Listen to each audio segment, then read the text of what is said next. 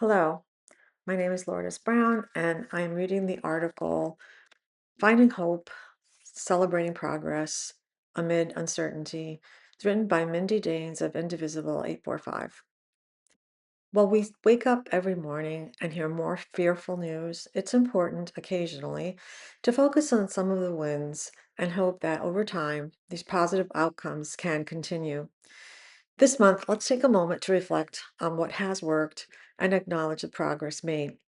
In the spring of 2025, Avelo, a commercial airline, quietly signed a contract with the Department of Homeland Security, or DHS, to use its planes for deportation flights. Avelo, which has its largest base in Connecticut, received public subsidies and now stood to profit from deportation. The public did not take this lightly, especially in Connecticut. This started a local campaign, but in short order became a national campaign. The Flight Attendants Union raised concerns about safety. Activists nationwide had continuous protests in cities where Avelo had flights. Faith leaders and elected officials got involved. Connecticut cut Avelo's subsidies. By July, Avelo stopped its West Coast flights. The momentum continued. Indivisible groups across the country got engaged. Media was covering the numerous local protests across the country.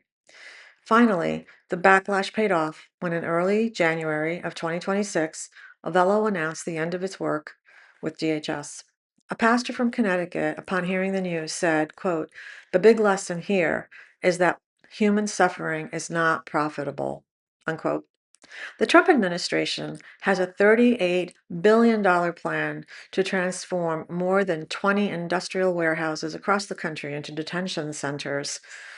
What wasn't planned was the backlash.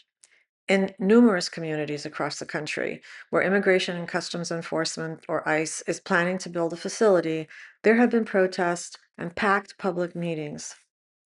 Many places In many places, state and local officials are arguing that these detention centers would be a threat to public safety, strain local infrastructure, and violate zoning laws.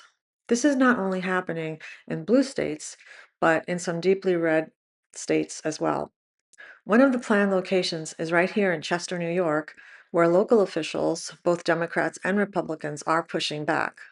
Currently, it is unclear whether the plan will or will not move forward due to lack of transparency from the government. In some instances, public pressure against the seller of the warehouse has stopped the plan. This has happened in Oklahoma City, Oklahoma, Ashland, Virginia, and Merrimack, New Hampshire. The Republican governor of Mississippi got DHS to quash its planned detention center, and Democrats and Republicans are trying to do the same in Utah, Texas, and Tennessee, among others. As of early March, DHS completed the purchase of 10 properties for $890 million. Recently, there was a report that organizers have stopped 13 warehouses from opening in their communities, but with the lack of transparency from ICE, it's difficult to track progress with any certainty. What is clear is that the uproar from the public is continuing with no let-up in sight.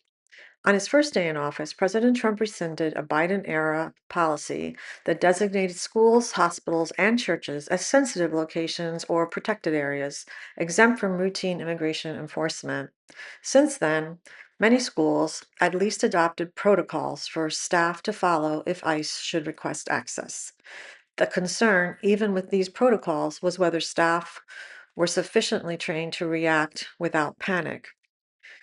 With recent images from Minnesota, several local schools in Dutchess and Ulster counties are taking additional action with the hope that others will continue to follow.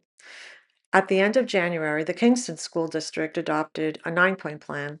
The plan includes declaring the school district as a safe zone, provides a protocol for non-local law enforcement with staff training, protects student data, and provides family with know your rights and workshops and family preparedness plans. Recently, the Highland Times reported that the superintendents in Beacon, Haldane, and Garrison school districts stated that federal agents would not be permitted on school grounds without a court order.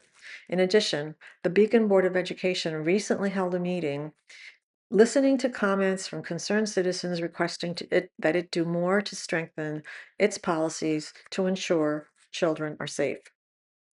Although progress has been slow, it appears the pace is accelerating and more schools will continue to prepare in case ICE should approach local schools.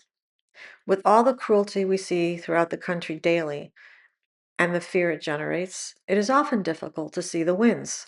Yes, the negative often overshadows any positive. However, the positive provides some glimmer of hope that a larger segment of the population is angered by policies the administration adopts. Let's hope as time goes on that the public's outrage will start to tilt towards more meaningful and sustained change.